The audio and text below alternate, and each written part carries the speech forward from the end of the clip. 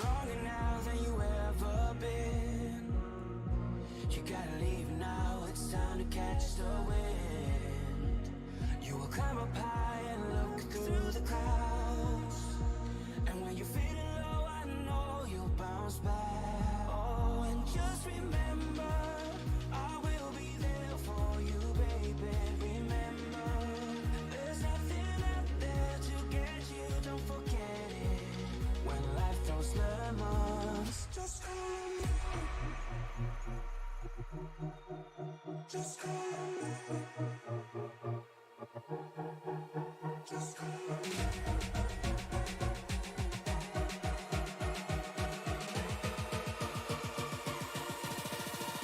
Just call me.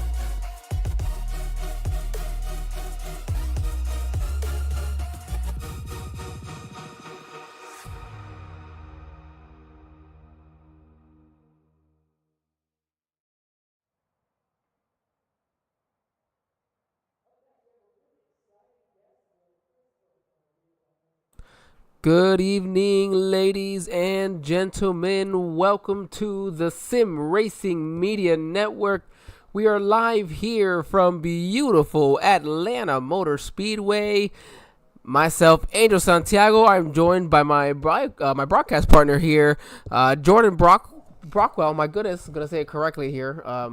That's my tradition to kind of just mess up everybody's name the first time I broadcast with them. It's all good. It's one of those weird last names too, because I mean nobody knows how to say it correctly, and I'm pretty sure I have a baseball trophy somewhere with a W in the middle of it, randomly. So you're not the worst. Hey, you know what? We try. You know, I think we do our best. And what we do is we're having the oh my goodness, I gotta say this correctly because they're in the Xfinity cars today, is what it is. And I typically do their the Wednesday night show where it's the Racers Elite Xfinity series, but it's their Superspeedway series instead for tonight's race. But again, as mentioned, they are going to be in the Xfinity cars. We've got a slick racetrack tonight, and it's a very high humidity, 98%. And we're going to see some fog out there tonight, Jordan. Yeah, and it's going to be one of those things where this gets a rap for being called Atlanta Dega now, around the sim, but it still drives a little different than, say, your Daytona and your Talladega. The corners are not necessarily as banked, and you're going to have a little bit of slide through the turn. So with the higher heat and everything like that, you're definitely going to get some loose conditions that these guys are going to have to deal with all night long. Yeah, I wonder how the right front tires are going to be as well. We see those, get some decent tire wear at Atlanta as the night goes on. But it's also a night race too, so it's going to be cold temperature, which also means those cold tires are going to be real struggle for some of these drivers. Yeah, absolutely. And like you said, to the right front tire, I mean, if you wear that thing out just a bit too much, I mean, you're gonna have a tough time, especially here where you don't get a lot of room between everybody. So you're gonna be in traffic while trying to fight, tighter conditions, and everyone else who maybe have saved their stuff a little bit better are gonna be in a better condition than you, and it's gonna cause for you to just kind of be in the way. And in a way, it's typically what I am. But tonight, we're going to have 17 drivers trying not to be in the way of each other, or at least be in front of one another. Man, I'll tell you this much. Qualifying, pole and second place separated by 1/1000th of a second. Jordan, there's a good chance that we have a finish that way here tonight as well. Yeah, absolutely. I mean, we've had some close finishes in the IRL series. So, I mean, I wouldn't be surprised if we see some of that here tonight as well. We're going to go on here. Judson Curtis there in the number 17 Chevrolet. He is to first, starting on pole. Andrew Teft starting on second, there in second place, man. 1/1000th of a second, just so darn close. Kirby Wainscott 8/1000th of a second off, so let's not discount how close he was. Chase Greer there in fourth. Greg McConey in fifth, with Trevor McGee rounding out the third row. Row number 4 going to be John Brancaccio. I probably butchered that one pretty good. And our buddy there, Truth Hoke. Troy Thomas, my usual broadcast partner on Wednesday nights, out there in his number 3 Chevrolet, starting in the inside of row 5 with Brandon Honeycutt. My buddy there, Richard Odie, he was excited when I told him that I'd be broadcasting here tonight. There on the inside of Hugh Escobar in row 6. Chris Blasey and Colin McDonough, one of our own here on the Sim Racing Media Network as well, in row 7. Row 8, Dennis Kane and Rowan Lloyd. And then rounding out the field there is going to be Pete Polini. I hope I said that one right as well. Yeah, there's a number of different last names throughout here tonight, but yeah, gonna wish Troy and Colin McDonough some good luck, because gotta rep the boys, make sure they're happy, and they do well. Yep, they're getting ready to put down some green flag laps. 130 laps here, which seems like a lot, but at this Atlanta, it does go by quickly. Looking like the iRacing.com pace car is getting ready to hit pit lane. We're gonna go give the camera over to Barney the Flag Man, and he's getting ready to drop the green flag. We are green flag racing here from Atlanta Motor Speedway for the Racers Elite Superspeedway Series. I had to catch myself.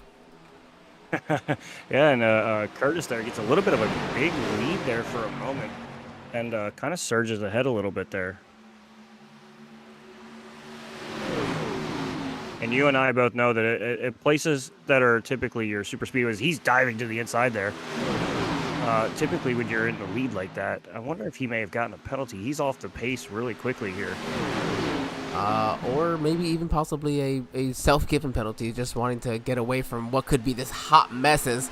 Man, we're just shuffling around quite a bit. Looks like everybody trying to get to the outside here on the early stages here of this race. Yeah, and I mean, typically that's where you're going to want to be is to the outside. I mean, we've seen it work a number of times, especially here as of late at your Talladegas and your Daytonas, where people are choosing that high outside line, during green flag runs over that inside line, and kind of only using the inside line to set up, your pit stops. I love the views. They come flying through turns 1 and 2. What's just so marvelous about this track is just seeing how fast that they get through here. And, there was a lot of haters for a long time. And I said it, pretty early on, that this race is going to produce some good races, especially down the line as this track goes aging. And, I mean, it's done a better job earlier than I thought. And, I mean, even here on iRacing, you can already tell the difference. It feels like aging track-wise. I feel like they're already doing those updates. Yeah, and I mean, I was one of the guys that certainly had to... Ting! Almost lost it. Nice save there. All right, sorry, go ahead. Yeah, I'm with you as well. I was certainly one of those guys that definitely was not happy. Oh, we got some more going on here. The 72 into the wall on the inside. Looks like the 10 of Kirby Wainscott. That was cars everywhere. That was an odd wreck there. That was just kind of like a slow motion wreck almost, like. So I would say kind of starts earlier up here with the 13 of Brandon Honeycutt.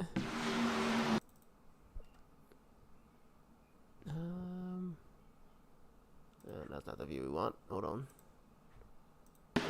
So right there when he gets down into the apron there, the 63, they kind of just get a little wobbly, but then they're all wrecking behind. Dennis Kane slides through that I almost said infield, but it's the backstretch. Shoots down to that lower line, and I mean, he just hauls down there trying to avoid that inside wall. Oh, there it is.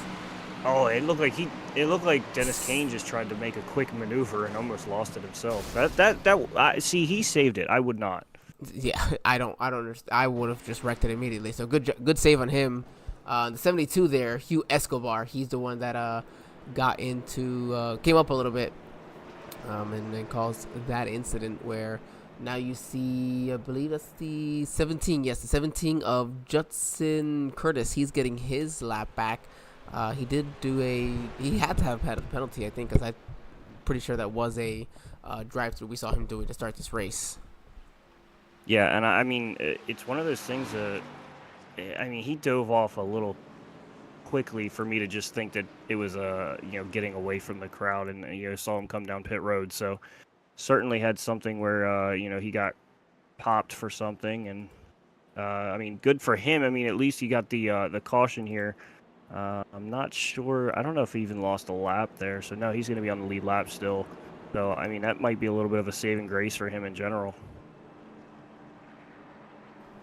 Yeah, saving grace is gonna be the key word here, because you're still very early on in this race, and the last thing that you want to do is have to use up the one and only passenger pair you get, which again at most mile and a half, okay. I mean, you definitely don't want to use it early, but if you have to, you have to. But Atlanta, you really want to save it to the very end.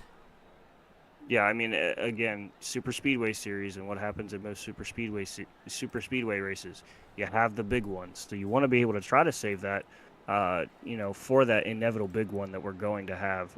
And these guys do race clean, but we all have our own minds thinking of two different things at once. So I mean, it's going to be inevitable that somebody's going to have the same idea as someone else and collide. So it's going to be interesting to see if we can avoid that big one, or who has the right strategy to be prepared for that.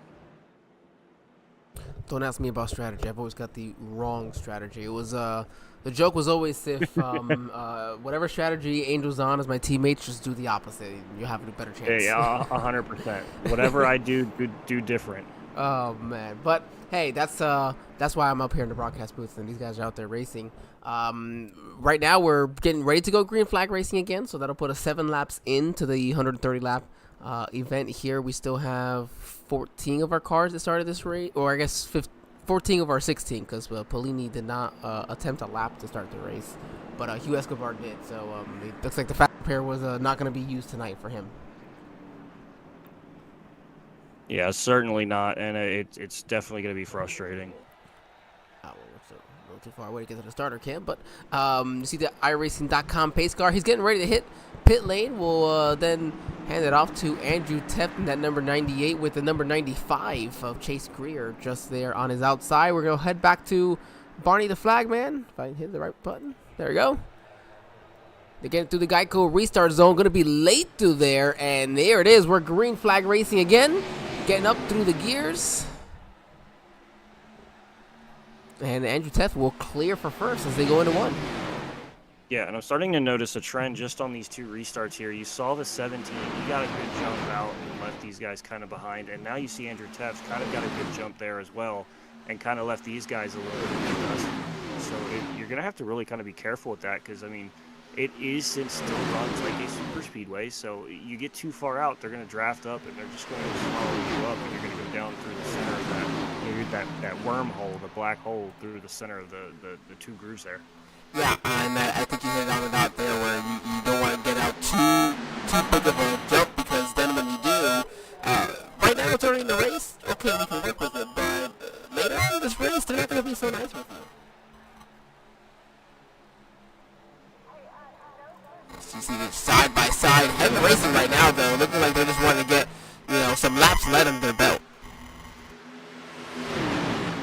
Yeah, and certainly you want to get some laps led. You want to want to figure out your car and see how it works in traffic, how it works out front, what fuel-wise you burn out front versus in the pack. You want to kind of stack that notebook that you have and get every little piece of information you possibly can get.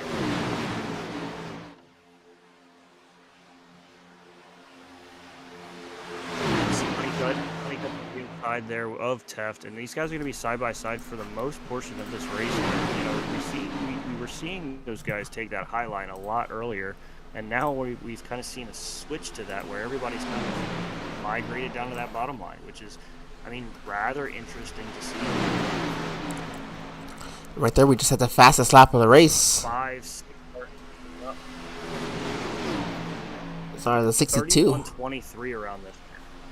Yeah, I know, it's blazing fast as that number 62, and that's where you're gonna see the fastest of those laps. So you're not gonna see him in first. You're probably not gonna see him in most of the top 5, top 10 in most points of tonight's race.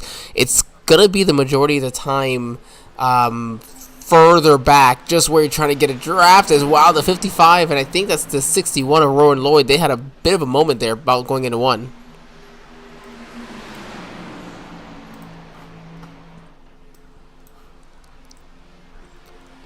So he's got a big run there on the outside. That 98's got good help from the 95 of Chase Greer, but that inside still's got some good work there. Truth Hoke really working well with Brandon Honeycutt, trying to maybe clear, maybe just minding their paces. We're just getting barely through the 10% way through the race once we complete this lap here. Yeah, everybody just minding their P's and Q's, just trying to stay out of trouble. I mean, we've already seen McGee, Escobar, and Polini all have issues here early and out of this race. And I mean, again, they weren't even 10% through this race. So, quick issues for them and find themselves on the wrong side of the wall early. Oh man, that 13 got just a little bit upset going down these oddly shaped front stretches. As you say oddly, even though they're kind of what we are used to, but just the way this one, and a lot like Charlotte, where it just sticks out and it can cause an issue when you're trying to bump draft. Oh yeah, absolutely. And the one thing you want to do is make sure you hit square and not in the corners, because you hit them in the corners, it just upsets that car in a number of different ways, and you're gonna cause problems for everybody to see. It looks like Hope got a little loose coming into turns 3 and 4 there.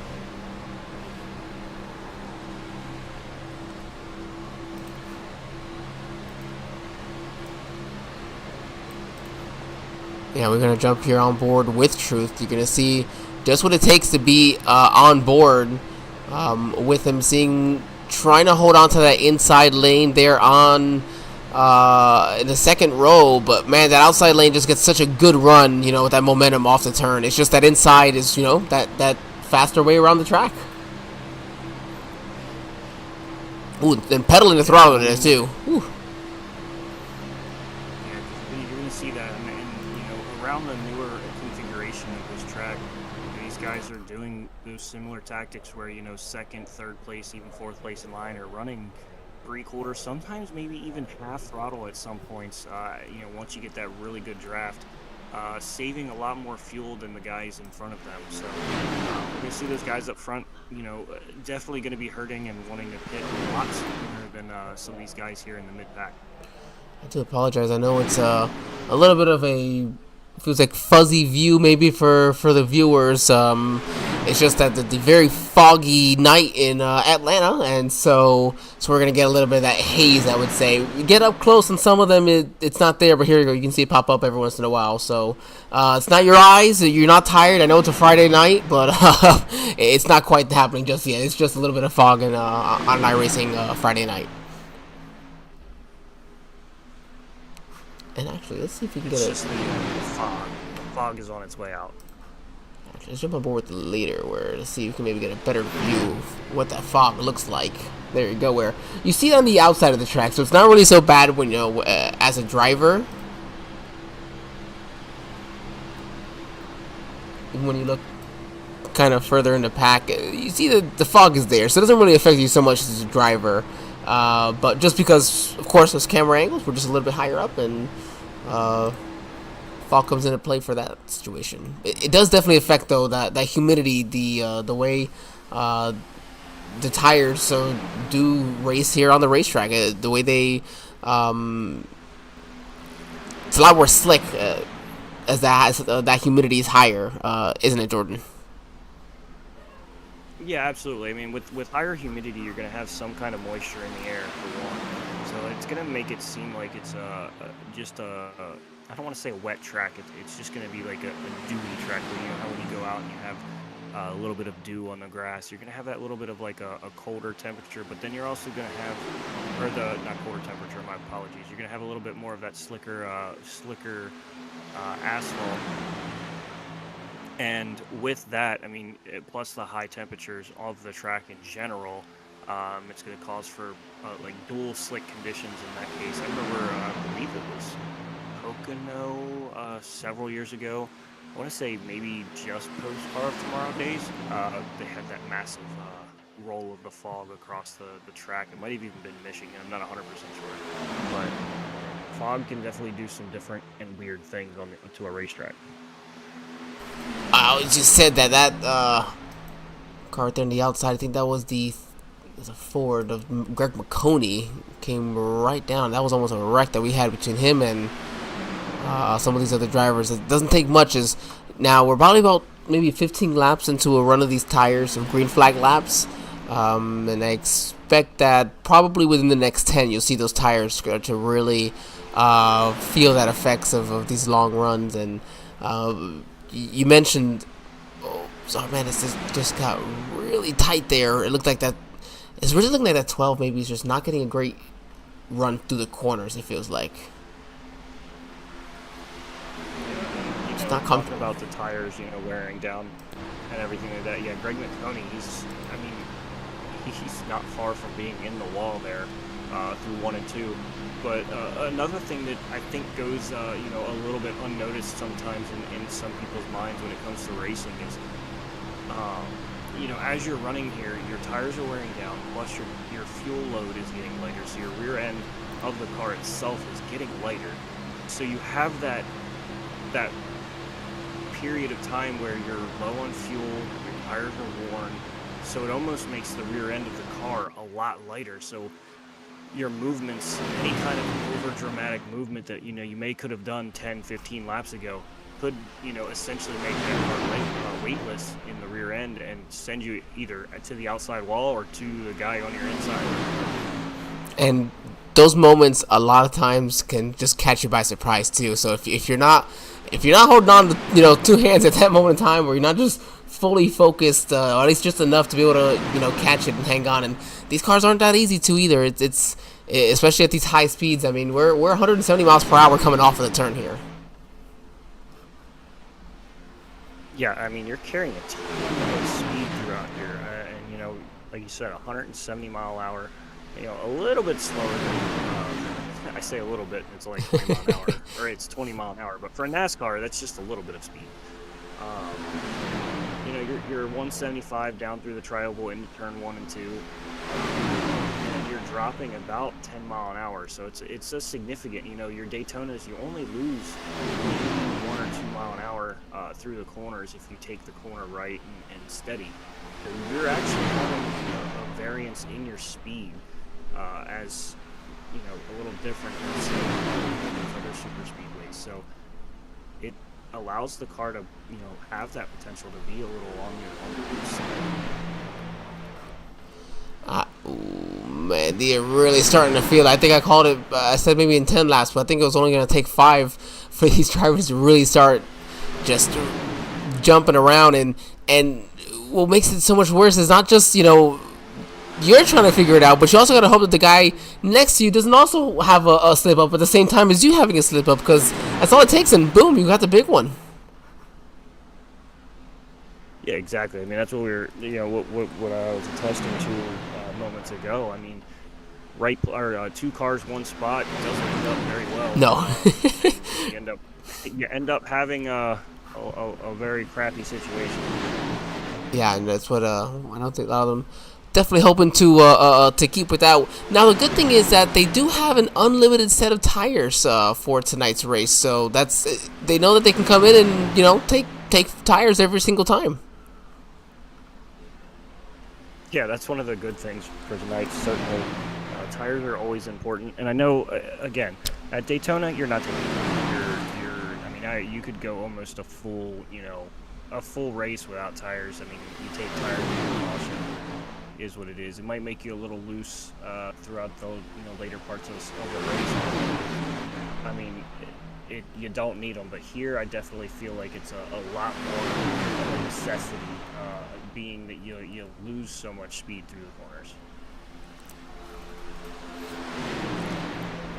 And then, well, just thinking about fuel, about 75%, fuel percentage for these drivers here tonight across all three manufacturers. Where does that leave, your drivers of Andrew Teft and Brandon Honeycutt, who have just essentially been leading their lines just this entire run? Like, you've been using a ton more fuel. Yeah, I mean, they've been using, like you said, a ton more, and it's one of those things that they're going to have to really think here and, be on guard on what they're going to need, because they're not going to be anywhere near what these other cars out here with them are going to be on. And then you have what also sucks though with the bottom line is not being as organized. It doesn't help save fuel either, because you're constantly having to feel like recover. Wow, it looked like everybody was loose there going to the tri-oval. Yeah, like you said, everyone having to recover, and it's certainly it kind of gets you out of whack too. I mean, your anxiety gets pumping. The adrenaline gets going, and suddenly now you're trying to take a deep breath while everyone around you is having a little bit of a moment for themselves. And of course the Xfinity Series of Atlanta race having their own for NASCAR fuel race, it felt like, and it could almost have something like this as well. The 13 hit the apron, and wow, he got really, really upset. Everybody did a great job behind him, keeping from wrecking, and right there, 98 is going to take advantage and jump right to the bottom. That could have been really bad. Great job. Yeah, certainly wreck avoidance is a very big key at places like this as well. And I mean, everyone, especially that 13th Brandon Honeycutt, everyone here has a very good car control, on a weekly basis. So certainly something that you don't necessarily have to worry about here. But sometimes, it just gets away from you. Well, I mean, and you mentioned this, the car control, and this is the second, this is race 6 for their Superspeedway series of season 2. It has some of season 1 kind of mixed in here, just trying to make up those races. But for this season in specific, their second season, this is race 6. Their second, however, with the Xfinity cars. So while that would typically lead to one thinking that there's not going to be a lot of experience for them, I'd say more than half the field is already in our Xfinity regulars as is on Wednesday night. So that they've already got that comfortability with the car to really be aggressive, but also just know that, hey, I know what I can do with it, and maybe also allow them to conserve where they need, knowing where they can go with it at the end of this race.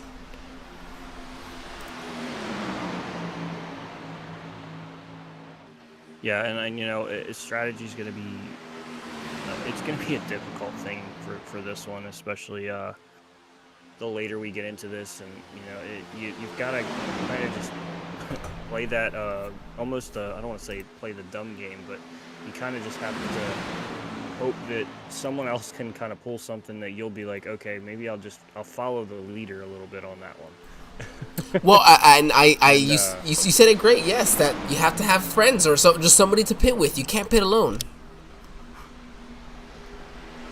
Yeah, and I mean, you can maybe get away with a couple less cars here than, say, the other super speedways, but it's certainly not going to be something that you really want to do. It's gonna be something that happens, unintentionally, or you have a bad slip up or a bad moment. It's definitely not going to be something that you're just like, I'm gonna pit by myself. Well, if it was me, I'd definitely be probably screwing it up myself. That's for sure. That's what I'm known for doing, especially when it comes to green flag stops. That's how I've lost many of races. These drivers are probably going to get close to it. I mean, we had some come down pit lane and top off that last time around. And even some that took tires, which again, it was only 2 laps, but can't imagine it make too much of a difference at that point. But also for those who at least came in and pit, which we just had the fastest lap of the race put down there with a little bit of a lighter fuel load. Well, the number 62 at 31:15. Wow. Yeah, so I mean, these guys are still carrying a ton of speed, and they're still, you know, finding their ways to work through everything. But I mean, at some point, it's going to drop off significantly on these guys, and they're definitely not going to be ready for it. And see Richard Odie as well. He also had a fast lap that previous time for a personal best for him. Gotta be careful though, because you're almost on the verge of possibly even losing the draft. I mean, you know, you're still close, but you gotta be careful right at the end there. One person in front of you slips up, and you have to, you know, get off the throttle to avoid it, and there it is. You're out. Yeah, and then you're essentially going to be sitting there praying and hoping for that caution that, you know, very well may not, you know, happen. Yes, it may very well not happen, especially when you want it to happen here in Racers. The lead is, it looks like Andrew Teff, he's going to get split 3 wide for the lead, right down in the middle, and the 12 McConey's going to go with him, and they're going to leave the 95 out to hang. I think that the 95 was very much surprised by that one. The 95 actually got a little loose there, too. I don't know if you caught that, but got a little bit loose. The rear end stepped out on him just a bit. Good recovery by him. He could have probably taken out the whole entire field here with that. He recovers and keeps that thing straight. Wow, unbelievable. That was, I'm for sure thinking that 95 thought, man, well, come on, why did nobody go with me? I didn't do anything wrong. I was pushing him the whole time. I must have been half decent. But, no, certainly. It's one of those things that, you know, you make the call to do it, but then nobody wants to go with it. But it's one of those things that for some reason it happens. It happens, but hey, guess what also for the 95 is, that's also going to be put into the memory bank. He's going to remember that number 12 behind him, you know, having been behind him, and then said, you know what, I'm going to go ahead and go with that 98 instead. And granted, those two Fords working together pretty good, because they're going out here 1-2, gonna now try to control the field, it looks like. Yeah, and keeping that little bit of a memory is always going to be something that you see drivers do, simply because, you know, you want to be treated fairly. So, I mean, the minute that someone does something early in a race, too, at that, you know, you may not really necessarily vibe with, for a lack of better terms, you're not going to take that lightly. You're going to definitely be, you're definitely going to store that away and that. Well, I mean, and what I'm also thinking here is, you know, got a bit of a split feel when it comes to teams, where, you know, you got Chicken Coop Racing, of course, you know, joining us earlier there in our YouTube chat, thank you. That's with Andrew, Colin, Dennis, and Kirby. And then the outsiders, you got Blasey, Greg McConey, Rowan, Troy, and Truth, where there's a pretty decent amount of drivers in each of those two groups, 4 or 5 drivers, where you can definitely make a, you know, a run down pit lane. It's just trying to find a way to get hooked up is going to be the interesting part. Yeah, and you know, that's where that multiple cars going through the same line is going to come in big, because you're going to have all these guys really trying to essentially set themselves up, you know, the way that they're looking and watching everything, and it doesn't ever work that way. It doesn't ever go the way that you want it to. No matter how hard you try, it's always going to get screwed. I might argue they think they're coming down pit lane here, because boy, did this entire pack just break up completely. No, I can't believe nobody pit there. Everybody broke up entirely. They're all down to the inside though, so maybe the 12 thinking about staying out, or maybe just a handling on these cars, but wow, this entire pack just broke up there. Yeah, and I wonder if there was maybe even just a shuffle enough that, you know, it kind of gave everybody a little bit of let me take a little skedaddle backwards and not be in the way of this stuff. Well, it doesn't take much, especially, you know, when you're struggling on old tires, and you know, hey, I just gotta make it to pit lane here soon, because 47 lap 47 now, about to be completing it, so we're past that, you know, third way, you know, over a third of the way through the race. It's cutting down, not much left in it, where you got to get yourself in the right position as well. Still early, but still got to get yourself in a good position. Yeah, and I mean, most of the time it's never too early to start thinking of what, you know, where you want to be and how you want to set yourself up. It's one of those things that it's better to be prepared than unprepared, and then all of a sudden you're like 10 laps to go and you're sitting in say ninth, and you've got to find your way through 7-8 people to try to get to that front. And I do apologize to everybody, but I did entirely miss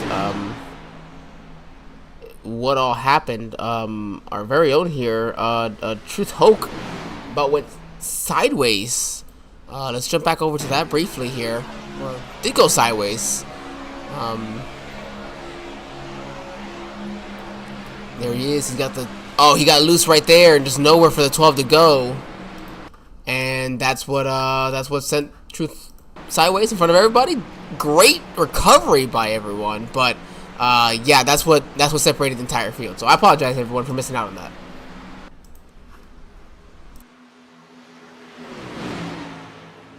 Yeah, and certainly, again, it's one of those situations where now you've got to just kind of hang on and hold, pray for that caution, or pray that you get a couple extra guys on your pit stop to be able to carry you through and get you to a better position. Oh, I believe that that's 62 came flying in. This is I don't know, is pit lane entrance for these, because sometimes it's not mandated for iRacing, but for some leagues they mandate that you pit off of or going into 3. I saw Andrew Teff doing that, and as well as Brandon Honeycutt, but it's definitely the safe way to do it on these old tires and the speeds you're going. It's definitely the safe way. As to what's allowed, I'm not 100% sure, but certainly in the best interest to maybe try to pit from that apron a little bit. I mean, and I'm not anybody to ask when it comes in regards to pit, because again, pitting on the green is where I love to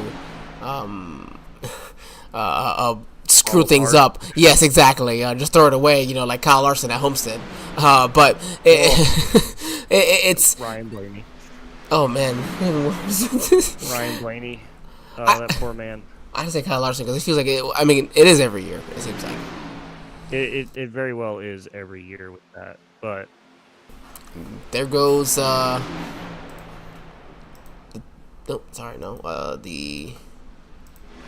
it is. 39. Colin McDonough. He pits off of going into turn 3. I'm sorry, off of the backstretch. And that leaves right now your top 5 in this group having not pit. And that worked out for Odie because I was just about to mention he was 1.1 seconds behind this group. And he was about to lose that draft as Andrew Teff hit pit lane and some of these others a couple laps after allowed him to kind of reel those guys right back in front of him. Lucky break. Yeah, certainly a lucky break here. Now, my thing is we saw McDonough and Curtis. They came down somewhat not necessarily together. Is it going to be enough to have 2 cars versus the 5? I see, yeah, McDonough leaves now, and it looks like Curtis will be leaving there soon, too.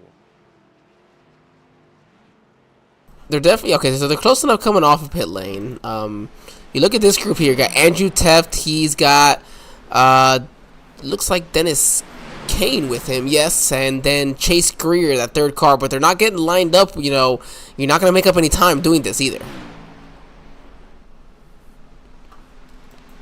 Yeah, no, and I mean, we're not seeing a major difference in speed.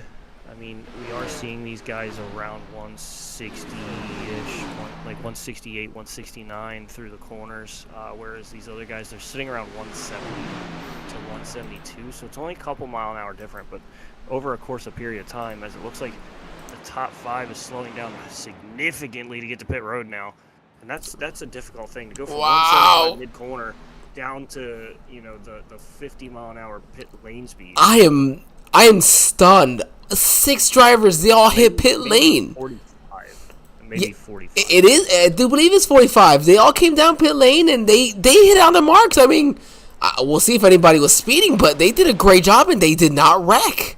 Wow. Hey man, it's a choreographed dance. They pulled off the dance. Question Me, I will is, not be dancing. I'm pretty sure you've seen enough of my dancing down in Miami. all right, you know what? Mine's not much better. Don't you worry. As they go off of fours, Andrew Teft is putting down his fastest lap the previous time. They're going to have the momentum because these guys did not come off of pit lane as organized as they needed to. McConey had a pretty fast pit stop. Yeah, they're not organized enough. So Andrew Teft, here they are. A group of 4 cars coming off of 2 there, down into turn 3, and they've got a great run in the process as well.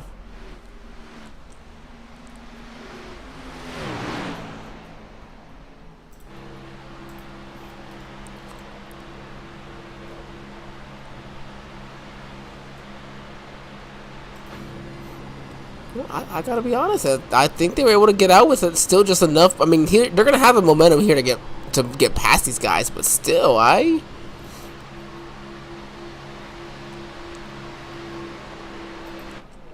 I think certainly a great job there, with all of that.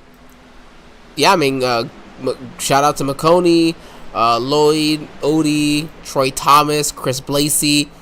Those guys did a great job of staying together when everyone else had pit, which is what gave them this advantage that even though they didn't come off as organized as they could have, it was enough that they were able to leapfrog the leaders coming down pit lane, and now they're stuck behind them. Or, the leaders are stuck behind them, putting them with great track position as we near the halfway point of this race. Yeah, and that's typically what you hope to have happen, is you can leapfrog the cars in front of you, and it doesn't always go as the plan. I mean, I can't tell you how many times things don't go to plan for me. A lot more often than I wish, but it's one of those things that you just gotta kind of have the hope. Yeah, hope is what a lot of these drivers are going to be looking for here. Is you see Greg McConey, Rowan Lloyd had a little bit of a lead over Richard Odie. Then that's about 1.7 seconds back to Troy Thomas, who leads this next group, and they're going to be coming with a head of steam as Brandon Honeycutt puts down the fastest lap of the evening now at 31.07. So as these drivers close in on that front group, we're going to go ahead and hit our first commercial break here of the evening, everyone, before the boss man calls me and we're in trouble. So we'll go side by side, though, so we can still enjoy the action here.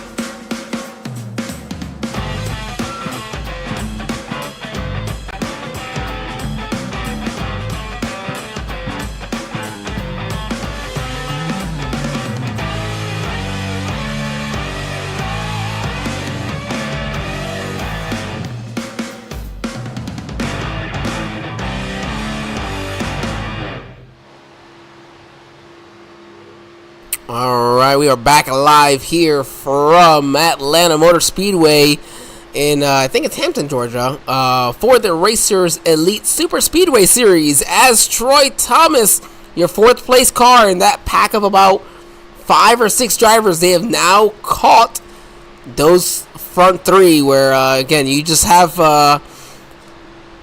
power in numbers right now for Troy, as he is inching closer to that back bumper of Richard Odie, as they actually hit the halfway point right there. Or they're about to hit the halfway point, I'm sorry, the next one. Yeah, like you said, the power in numbers, it always works out. And sometimes the smart thing to do is just to tag along onto the back of that same pack and save yourself some fuel and set yourself up to maybe go a little bit long here. Looks like as they catch him, Troy decided he wanted to just ride along there. Andrew Teft, Brandon Honeycutt, maybe you're two of your more aggressive drivers in all of Racers Elite. And I say aggressive, but, in a good way. They have the wins to back it up, of course. Where they said, nope, we want to get back out there. We want to, and I say aggressive because they want to control their own destiny. Some drivers like to stay out back, avoid the chaos. 98-13 said, well, if there's going to be chaos, because there typically is, I'd rather be up front and hope for a chance to miss it. Yeah, see, I'm usually the opposite. I'm usually a pretty good defensive driver because, I'm usually in the back so often that I prefer, if anything's going to happen, that I'm back there and, I can see what's going to happen in front of me. Sometimes I still can't avoid it. That's just because I suck. But I'm still going to do my best to avoid it. I used to be that way for a long time, and as they are pulling up here on Kirby Wainscott in that number 10 Toyota. And then I said, you know what? I'm always doing that, but I keep getting wrecked out of these races anyway. So I'm just gonna go run up front, enjoy it because I know I can. I know that this is a good type of racing for me. It's because my Champ Kart days in real life actually was very similar. So it's something that comes natural. I love it, and I said, you know what, screw it. I'm just gonna go ahead and out there and enjoy myself for at least half the race. If I get wrecked out, you know what? Okay, I got wrecked out anyways. On these other tries. So I haven't been doing much racing lately. I next Tuesday I'll be in an Xfinity car at Talladega. So I guess maybe we'll give it a try there.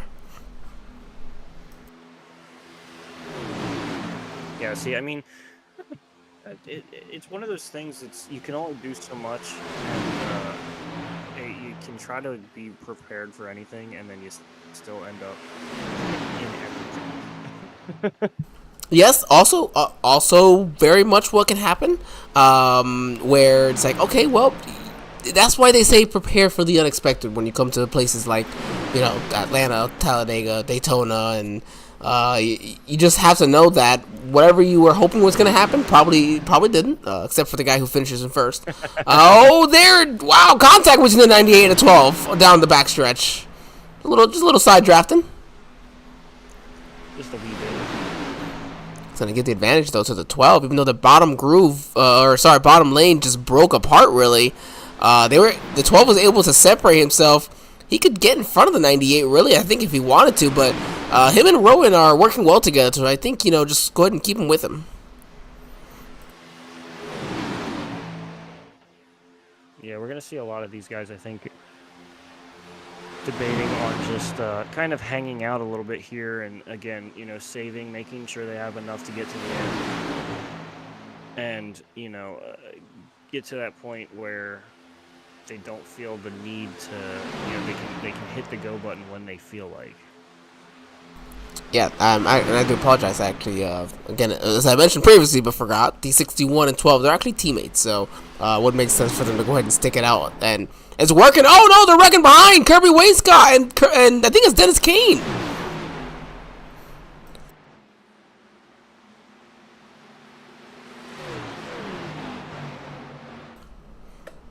Let's go back and see what happened there. It was the 10 of Kirby Wainscott was just perpendicular with the wall. You're not supposed to do that. Yeah, so that's race car spelled backwards is still race car, but race car upside down is expensive. Very, very expensive. So let's see what the costs are going to be here for oh man, and some netcode to go with it. Let's go back on that in just a moment, but I think you pretty much see it. The 4 is Dennis Kane. He gets up into the wall, and when you get into the wall with these cars and the tracks at these speeds, you are just stuck there. It feels like it's just holding onto you, and you just yanking your steering wheel as hard as you can, and then when it finally breaks loose, well, I mean, at that point you're kind of screwed, and unfortunately everyone else is around you. Yeah, for their sake at least, it's just those guys. Oh, there goes. That happens anywhere that happens up anywhere up further, and I think you're collecting a lot. Yeah, a lot of drivers, and I think the 10 was even probably going to be the lucky dog there. So, that puts us for only our second caution of the evening. 70 laps nearly, or just about, yeah, separating those cautions there. Which again, I mean, it's just a testament to this league in general. I mean, they're always clean. So to see caution is not something that usually happens, but they do happen, and you've just got to be prepared for everything, as we were saying. Yeah, man, we're only 2 laps off of us. Yeah, so that's a 68 laps between there. But went green on lap 50. On lap 7, and so some of those drivers were able to go about 43 to about 43 to about 48 laps on that. So I'm thinking about maybe about 43 to 45 laps is what the run is. So we're not yet ready to send the pit crews home. We definitely have at least one more pit stop after this. Yeah, certainly going to have something awry. And now these guys just came down. A couple of them. I don't know if all of them came down. I try to bring up our full knowledge thing. Yeah. Colin McDonough is the only guy that hasn't come down more than once. Everyone else has been down at least 2 times. Yeah, he didn't pit here under this caution. Everybody else did. You have Richard Odie, Rowan Lloyd. Looks like they're coming back in, maybe getting some damage repair, which is a great time to do so if you got into the wall a little bit. And also just go ahead and top it off. And I would say you top it off and save as much fuel as you can, because even if it doesn't save you a pit stop, any time that it saves you on that final pit stop is positions gained. Yeah, and I mean, track position is a huge key in everything. So any chance and any possibility to grab some sort of track position is a key, asset to try to go after. Yeah, that was a key demonstration once. I did a race with a race with some buddies, and at a gateway, and I just kept saving fuel. I had no reason to save fuel. We had enough, but essentially, but just with the cautions where they fell, and I kept beating somebody off pit lane. He's like, "How do you keep beating me off pit lane? I know I'm hitting my marks right." I said, "Oh, I just have less fuel, man. I've been saving this whole time." He's like, Yeah, "I didn't even think about it." One of the things here too, speaking of saving, the guy that I know that is number one at saving and being able to make his stuff last and get to the end is that number 98 machine on the outside right there in row number 2 of Andrew Teft. That man, I've seen him make runs that you would not believe. And I mean, now that he's sitting behind the number 12 of Greg McConey as that pace car takes that hard left turn down pit road, getting ready to set these guys free. Colin McDonough is going to be the control car here. But Andrew Teft's going to be able to, save a ton more than he was when he was running out front. And, I mean, he might even be able to stretch this thing down to the wire. And, I mean, if the cautions fall right for him, I mean, he might be able to get to the end without ever coming back down. That is true, but I think with the unlimited set of tires, you might want to. But, hey, it definitely depends on where the cautions fall because, well, as our crew chief says, you tell me when the cautions come out, I'll tell you what my pit strategy is. Yeah, you kind of want that pit crew that has that crystal ball, or the crew chief has that crystal ball. That way he could just draw up that game plan, and you can throw the money down on the strategy and come away with no issues. Now, with tires being at least enough of a factor in, you got about 43 to 45 laps. If you can't make it, or maybe you don't want to risk it. Let's see. We went green on lap 75, putting us with exactly those 60, 55 to go from there. If you can't make it, do you try to split it in half, 20, 25, 27 laps, and you could just go as hard as you want here, maybe with some of you, with a couple people, and pull away from those guys maybe trying to save. Yeah, I mean, it's tough to say, because, I mean, you never know the winning strategy until you're holding the checkered flag. It's one of those things, I feel like I'm always reluctant to split something up, because I feel like if I would have stayed out, it would have had a caution, but if I would have pit, it would have stayed green. The call would have been the other, whatever call I made would have been the wrong call. And that's why, you know, we both we both say whatever call I make, do the opposite. Yes. You know, and I always tell my teammates over at OP22 Racing, we always say that we'll have one guy do one and the other good guy do the other, and I'll do, you know, whatever one I do is typically the one that you don't want. But even if I do pick the right strategy, the other good guy is still on that same strategy. That way, someone in our team is going to be up front. Yeah, because that's the thing. I can pick the right strategy, but I also, you know, I'm not gonna be able to execute it to that, you know, success as maybe somebody else. Exactly. I can pick the right strategy and have exactly what I need to get to the end, but execution is not my strong suit. But I can tell you that it's the right strategy. Yeah, exactly. And again, that's why we're up here. Right now, I would say that these drivers are they're all single file, so I think right now we're just on a, you know, chill moment as well, because some of them are also out of their faster pairs. Yeah, and that's a big thing. I mean, being out of faster pairs is a huge thing. There's only 13 cars on track. All 13 are on the lead lap. So that's really gonna leave us as we're 49 laps. Yeah, there you go. 49 laps to go. And something that's really difficult too is when you're that close. You know, you come down pit road, you're still only 3 cars out of the top 10. It's very hard to not just go for it, because at the worst, you're finishing 13th out of 17. So I mean, it's still a 13th place finish. A couple other guys have the same idea as you. You know, you may be able to jump over those guys, and you find yourself in the top 10 still. So it's one of those things. The less car count, the more eager and the more tempted to go with the you know, come down and get what you normally would not, and you would stay out for. You know what I mean? And that's what makes it, for me. I think it's tough. It's a lot more tough when you have so fewer cars, because if you're a guy like, you know, we don't know if Honeycutt's got any teammates right now out there. He's not in any chats with anybody, so he could just be running alone out there and just trying to communicate with somebody, and being first with no teammates. That's got to be the worst position, because you're going to have probably some drivers go with you at the very least, but you're probably going to be pretty separated, because you're not going to be the drivers probably right behind you. They're going to be, you know, maybe a few a little further back. That, and again, you're still in a pack, but you're not going to come off right behind each other to maximize on the speed either.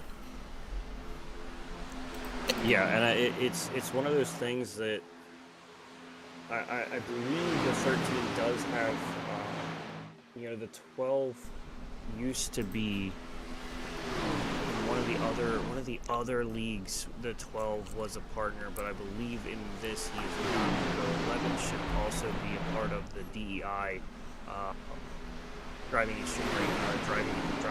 extreme incorporated. So I believe the 13 and 11 should be teammates. It was Kensley Smith in the 15, Brandon Sanfilippo in the 12 on the Xfinity and Truck Series, and then the 11 Blasi as well, all part of that DEI group. So either way, these guys all race, you know, weekly. So some guys, you know, are a little bit more keen to working with other people too. I'm sure that Alan and Troy certainly should be dialing each other up here too as well. Yeah, that wouldn't surprise me much either. Is got 2 of our SRM drivers in mentioning there, and Troy Thomas at number 3, and then see if I find Colin there, the 3rd position, the number 39. Currently our biggest mover of the race, actually, up 11 spots from his 14th starting position. So nice on him. And then Honeycutt's up 9, so that would be the 2nd biggest mover so far today.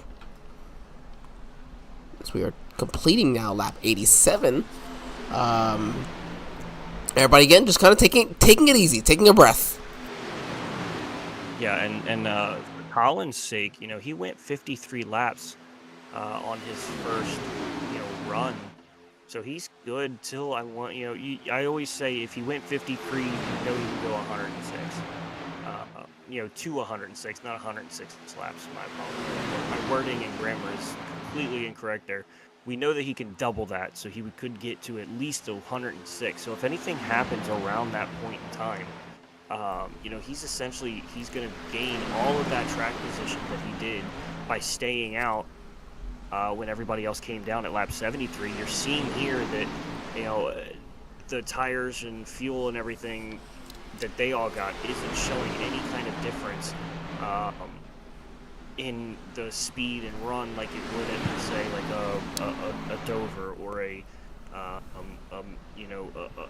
mile size track, a Homestead. Tires aren't that important. But if it goes wrong and he has to come down before any of these guys really necessarily want to, that's where it can kind of get a little tricky. These guys, if he went 53, these guys could necessarily get to the end. They may be a couple laps short. I'm trying to do my math. If one of the drivers from one of the weeks, Liz Rambler, was here, he'd be yelling at me about how Maryland math should not be as bad as Kentucky math. But math. Math is math. That is correct. And I like that you even mentioned a track like Dover. This is actually where the Xfinity Series was at on Wednesday night at Dover. Now, granted, Michael Bennett was the winner there, but again, you have some of these drivers who had an opportunity to race there. But it's about again. You mentioned just trying to get used to this track as it changes, because this track has changed for these drivers. It was a sunset start, as you see already in the evening. There's a little bit more grip in the track, which is going to give them sometimes a little bit of false hope, especially when they come off of that pit lane for that final pit stop. As I'd say right where we're at, we've actually well opened the window to be able to make it to the end. Yeah, it's certainly going to be interesting. I think some of these guys are going to have to save pretty good to get to the end. And again, that brings me right back to that number 98 machine of Andrew Teft, who is the king of saving. So, you see the gap that he has with McDonough. He kind of gets backed up to Blasi, and since Blasi doesn't jump out of the line, he kind of ends up getting a push from Blasi, and he never really has to pick up the throttle. I mean, you have to pick it up a little bit so you don't get run over by the car behind you. But, he's kind of just coasting there. He's off of McDonough. Blasi's kind of basically doing the hard work for him by being right on his tail end. So that could be something that we can, really want to pay attention to. That maybe that could be a good, winning strategy right there from that fourth place position. And I think you said that best right there. Allowing the driver behind you, that car behind you, to do the work for you. Because, we always talk about, that car in front of you, is cutting out the air so that, you can suck right up. That's all fine and dandy, but you got to use a motor to get sucked up behind him. And when you use the motor of the guy behind you, I think Blasi just decided it was just a little bit too close to the back bumper to 98 to pull out there. But yeah, he can just go ahead and give you a little bit of a push and kind of keep you going. It's nice to know from the car behind as well that he can give that push, gives you an extra person maybe to work with as well at the end of the race, should that, opportunity present itself.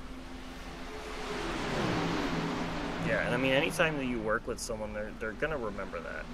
And anytime you did someone, they're going to remember that. So I've always said, make more friends than enemies. And I mean, it's kind of hard sometimes in places like this, because you get eager, you want to make that run, but you got to be mindful of it's more than just getting your car out front. It's making the short-term relationships in these kind of races that he may be a little bit more inclined to push you a little bit touch further coming out of you 3 and 4 before trying to pass, or he may just sit behind you and say, I'm just 1-2 finish, we're good. So the more you can build a rapport and a relationship with the driver that's around you, the more that you're going to have a likelihood of having those friends to help. And you mentioned it earlier, where how important it is to have, how important it is for some of these drivers, to have that consistency racing against each other. And Jordan, we all know there's those drivers that for a fact that you can push, and those drivers that for a fact can't take a push for their life. and those are the ones you typically see, that fall to the back, but also tend to avoid the wrecks when they happen, and end up with some good positions. Oh yeah, absolutely. And there's always a guy or two in a league that you may love the guy to death outside of the race car, but the minute he's behind the wheel of the race car, it's like he becomes a different person. You don't want to work with him. You can't stand how he drives, so you're not going to be inclined to work with him. And it's one of those things that you just kind of gotta hope and pray that you end up in that right position where you're lined up to be with those people that you want. I remember we had a league I was racing in that the league owner himself swore himself the best plate racer there is, and then turns out as a lead car he's over here hitting the damn the brakes so hard, and we're like, man, what is this guy doing? No wonder we're going so slow. And he's pulling the ARCA brake on you. Oh my gosh! Tell me about it. We're just trying to. I'm like, man. I'm like, I didn't think none of us had any damage. I said, no, this guy just doesn't know how to lead a pack. He's over here talking all this good stuff, and he can't lead a pack for nothing. But there's plenty of those guys. I mean, they kind of forget that the simulation, you still have to be somewhat of a good driver to actually do good in it. Again, I am not that, and I know I'm not that, so that's why I don't walk in and say, swing, around like I am the best. Yeah, I can. Yeah, definitely not when it comes to this. It's much fun as it is. These drivers though, they're getting ready to figure this out because we got 30 laps to go in this race, and let's see here, we're about 30 laps past where they pit. So there's a lot of laps to be able to save. I don't know if these guys are going to be able to save enough to make it. Yeah, I mean, 53 laps would put them about 4 laps short, and 4 laps at a track like this is a long time. I mean, it's not something that's just simply going to be done. Oh, McDonough grabs a little bit of the apron, shoots up the track a little bit. Lucky for him, no one on the outside. Everybody in line on that bottom row, running that low line the entire time around the track. And it's not like we're so much slower. There it is. We have our first taker for pit lane, Colin McDonough, where he had no choice. He had to come down pit lane for fuel. He's slipping and sliding through there. That's no problem, and he's going to have some takers to go with him, Dennis Kane and Kirby Wainscott, so at least he won't be alone. Yeah, and that's what I was saying there, that he was basically going to need a caution to get himself there. And I mean, for him, it's a valiant effort. You don't know where the cards are going to fall. He can fall in his order, his way now. If he can get on pit road and get off, and maybe try to just do a gas and go and get around these guys and stay in front of them enough,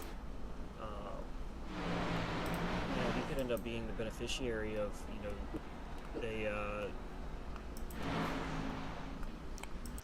my brain shut off for a second because I was trying to watch it. No, I know. Well, I was trying to see where they would come off, but they do go a lap down. But if a caution were to have come out around that point in time, and they were able to get off pit road fast enough, they would have been able to hold on a little bit if they need.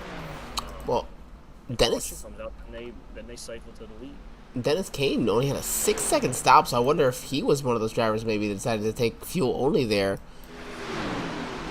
Yeah, 110% that had to have been a fuel only stop. And with 26 to go, the problem for him, I mean, that gives him a 7-second lead over Kirby Wainscott and McDonough, but no drafting help. It's not going to help that situation. This front pack has broken up ever so slightly, but with the 10 and 39 just together like that, that's not going to be enough really to make a difference. It looks like I don't know if maybe you got a little bit of a help there to get to that outside line, but I'm going to have a safe assumption here that 11 and 13 are still working together, and maybe even the 12 being a part of it. I know he's on forward, being a part of that group there, and maybe a 1-2-3 shot right here. But regardless, they moved him out of line, and he's falling back all the way to the tail end of this field. Yeah, so right now we've got 10 cars on the lead lap. We had those 3 that pit, the only other 3 on racing surface here at the moment. We're cutting it down, but man, you know that somebody's probably gonna try to save. Yeah, absolutely. There's always going to be that person. And I mean, truthfully, Odie back here, he's just been kind of sniffing the draft this entire time, so he might even have a little bit of an extra something for these guys. Ooh, and Trevor McGee's actually letting us know that he had some technical problems. That's actually what kicked him out of the race early. So we'll test it to a blown motor here at Atlanta Motor Speedway for Trevor McGee, the number 14. You know, just those technical problems that you can have is the same as, you know, any type of mechanical problems, you know, these teams might experience during the week. Yeah, I mean, our technical problems hurt us a little bit more in the heart because you want it to run perfect. But, I mean, technology is technology and it's going to do what it wants. But that's unfortunate for him, but, you know, there's always next week. And that's the great thing about what we do is we've got next week, and if he even wanted to, he could hop into a race right about now and run some Martinsville, which, I mean, I would not recommend. It's scary. Yeah, no, maybe not so much.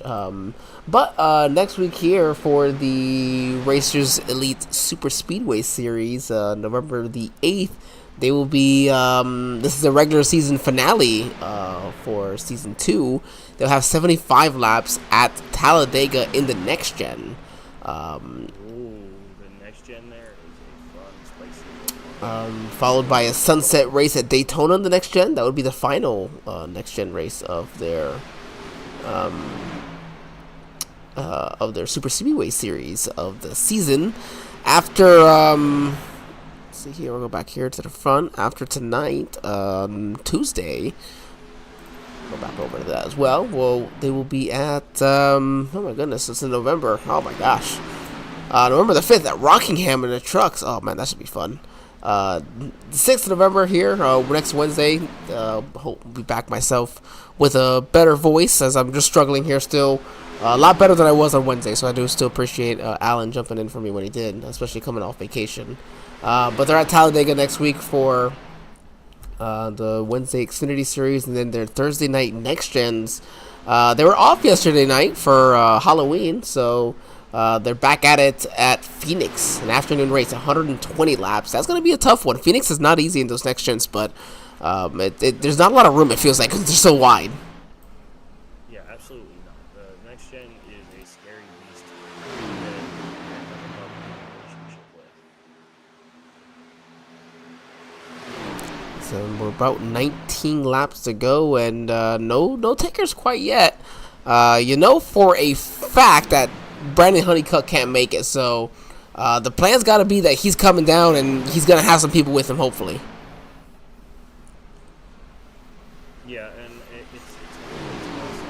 We don't really know what these guys have. You know, we don't have access to what they're seeing on their dash, but it's safe to assume that they're not going to be able to make it, and they're going to be certainly playing a dangerous game the longer they stay out. But if you don't roll the dice, you can't win.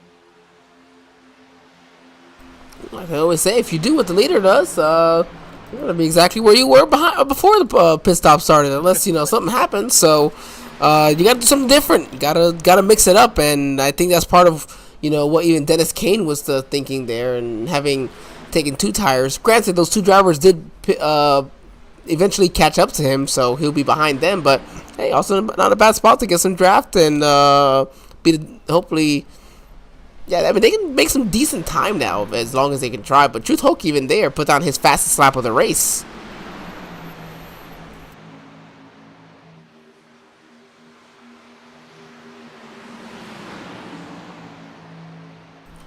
There we go. We got 16 laps to go. We're just really closing down. Actually, going to be 15 laps to go here once they come off of turn number 4. And Brandon Honeycutt's still going to be your leader. Greg McConey there in second. Chris Blasey in third, along with Troy Thomas, our very own here as well, in the Sim Racing Media Network in fourth. Judson Curtis, who was a lap down earlier, going to be able to get back on the lead lap and running up here in fifth. Truth Hulk in sixth there. Trace Greer in seventh. Rowan Lloyd in eighth. Andrew Teft, the boss man there in 9th, and then Richard Odie rounding out your top 10. And the 10 drivers still here in his front pack. Wondering if they all got enough fuel to make it to the end. Yeah, and it's one of those things that drives me nuts because I could look down and all my information is saying you're good, you're good, you're good. You know, like I'm SpongeBob driving the Flying Dutchman's boat. But until that flag flies, I swear to you, my brain is like, you're screwed. And that's the best way to make sure that you can always save enough, though. You never want to be too careful because it's not going to take much to run out of fuel. You know, once it stutters here in iRacing, there's no backup like in real life. It's done. Oh, 100%. And the worst feeling is when you're sitting there, and all of a sudden you get that first little sputter, and your heart stops just a quick second, and then it sputters again, and you know you're just defeated. You're just basically you just along for the ride until that thing decides that it wants to shut off fully. And you're just praying that you can get back to pit road, and at least you finish out what you started. Yeah, I don't forget that same feeling on my motorcycle once running out of fuel. Oof, that was fun. Oh, that's a different feeling too. I hope I never have to feel that feeling. Oh man, it was a highway. I ran out of gas before. Only on a motorcycle. The worst part is that I like a rookie mistake, didn't make sure that I wasn't already on the reserve, so I had used up my reserve in the process. Kind of caught you off guard, and then you're just kind of there. What's even funnier is that I would actually sputter at the same exact spot again, like a year later, but I had this time I wasn't a reserve, so I kicked on a reserve, kept on going. I said, "Yo, woohoo!" It gave you that kind of moment. Oh, there it is. We're coming down pit lane. Oh, a lot of them. Can they make it? Can they do it? Oh, I think they're all okay. 45. We seem to be mostly all right there. Wow, that was really close. Yeah, this is a sketchy entrance to pit road. I mean, you see these guys sliding, I mean, almost drifting around there just to get slowed down and come off of that apron. So Greg McConey, Truth Hoke, Troy Thomas, your leader there, Brandon Honeycutt, Chris Blasey, and Rowan Lloyd from 5th to 10th, those 6 drivers. And here comes Truth. Wow, sorry, Chase Greer really loose coming down. You mentioned that sketchy pit lane. That leaves the 17 of Judson Curtis, your pole sitter here tonight, with Andrew Teft, who started in 2nd, and then Richard Odie started back there in 11th. Here's your only 3 drivers not to have pit with 9 laps to go. Yeah, and it's one of those things, like, I'm looking at it, and I wonder, if these guys saved. I mean, as I say that, I guarantee they make that hard left turn. But do they save enough? Do they have enough? I mean, you can see that Andrew Teft has not hit the go button as the 17 of Curtis has kind of left him. But Andrew Teft's not, essentially giving up what he was doing. He's whatever game plan he's on, he is not being deterred from it by, Curtis, sending himself out there. And you can see here, he's pulling a toe off of the car that's just now coming out of pit road. See, and if I was Curtis, where I would be behind that car coming off pit lane and trying to get, save that fuel. But he must either really feel like he's gonna make it, or he feels like he's not gonna make it. He's just driving it as hard as he can, and it's not a bad idea either, because if you start, being nice about it. Jump back to Andrew Teft. You see all these drivers already. Not saying nice. Sorry, but nice with the throttle is what I mean. And saving fuel. And these guys are gonna pass you. Caution comes out. Okay, sure, you're in a good spot, but man, they're all gonna get. They're all immediately gonna get that lap back. Oh my goodness! I was just saying, because what Judson Curtis does is he keeps everybody a lap down. What's left? I think it's just the top 3. Nope. Curtis, Teft, and Odie. Yeah, because they did not get back around to get their lap back. Yeah, so right then and there, he's going to be able to come down, get fuel. Maybe, he can even just grab tires just to grab tires. Oh, yeah. Flaunt his stuff that I've got tires, you guys don't. and he's going to be able to stay there. And I mean, if this caution actually helps him out and it gets him to the end, which you see him peeling off here now. I think he was. Wonder if he's. I think he's out now. Yeah, him, Andrew, and Odie. Road right now before it looked like the red lights were still on. The red lights are absolutely still on. Yeah, there you go. You see him there. So, how does this work then? Because so these drivers then don't need a waiver round, do they? Or I think it'll still give them a waiver round. Maybe I'm not entirely sure how this works. So.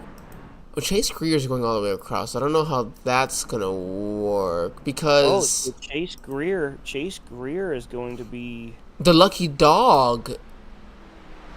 But if everybody else, since he's no, because he wasn't the first to lap down. No, Chase was the first to lap down. Yes. Okay. Yeah. So he'll get his lap back, and he should be. Everybody else gets. He should be the leader of this thing. Yeah. He'll have to drop. Being the lucky dog, he'll have to drop back, but I don't know how far he'll have to drop back because of everyone else being a waiver round. Yeah, because the waiver rounds have to then also get that, and they get it after the lucky dog does. So he'll start in front of them.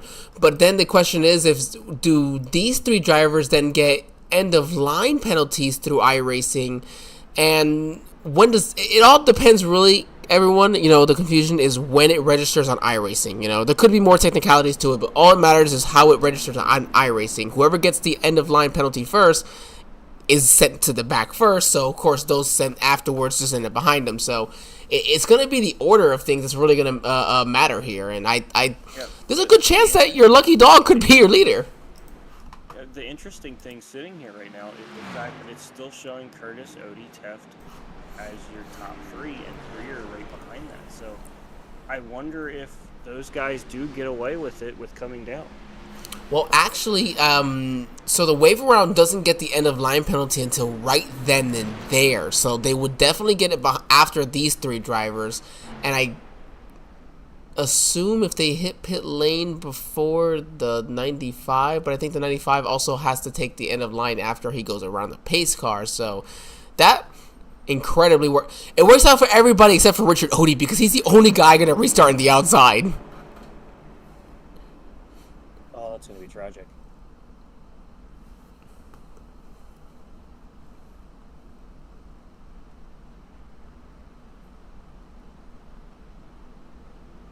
Yeah, so I'm not entirely sure how that necessarily works through iRacing rules, but those four are going to be able to keep their spots right up there in that front, and they're going to all be on fresh stuff. But like you said, Odie's going to be the only man on the outside there. And honestly, I feel like if you're Teft here, you got to think about jumping to the outside and pushing Odie. Because that pace car is going to make that hard left turn. We're not quite towards green-white checkered time, but we are close, as we're going to have 3 to go as they get ready to roll towards this line. Curtis, the control car, going to fire off. Odie's a sitting duck there by himself, side by side with Andrew Teft. He's going to be able to fall in line, too. Wow. He gets crossed over by the 95. Everybody else on the outside there for a moment. Greg McConey's just touched to the inside of that 95. That got a little bit sketchy there for a moment. Curtis is trying to run the 98 up the track there, too. I'll say that 98 going to get to the outside there of Curtis. Worked out for Odie. He got a little bit of a bump from behind, though. He was able to stay in line. There a little bit of contact for Honeycutt into the wall. More contact. Roy Lloyd, Joe. And there it is. Troy Thomas. Oh my goodness. That outside wall. Wow, Troy. Hooked up into Brandon Honeycutt there. Sending that car to the hauler, certainly, as that thing may not even make it to the hauler. He may just have to stop and tow that thing right there. I'll be surprised if it makes it. And he's trying to coast it. You save yourself that tow, because if you have to take the tow, the race is over for him. He's going to lose too much time. The thing is, does he have a fast repair as well? Yes. So, all right, let's go ahead and check out the exact start of that incident here. And there it is. Outside there. Honeycutt goes to the outside there. He grabs the wall. He's going to slow his momentum up. Blasi tried to pull up a block. Which, with 3 laps to go, is entirely fair. Oh, 110%. 13 hits the wall. Honeycutt had enough space to make it. I mean, he had more space than Kyle Larson did at Miami this past weekend.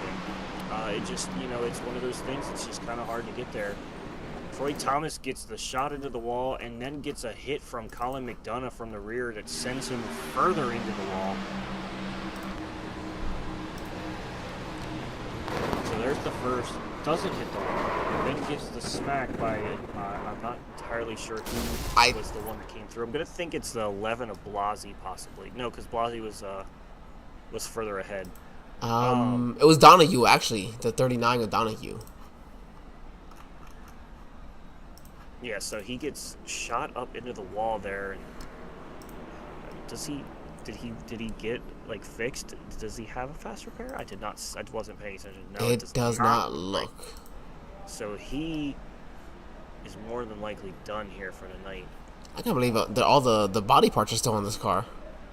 Yeah, honestly, and I mean, I'm not saying this in a joking manner, but that looked like the exact hit from 2001, and ironically in the number 3 machine. So we have to make sure we check on Troy Thomas at the end of this. I'll say that about also looked like the way the Austin Dillon went to the wall just a couple weeks ago.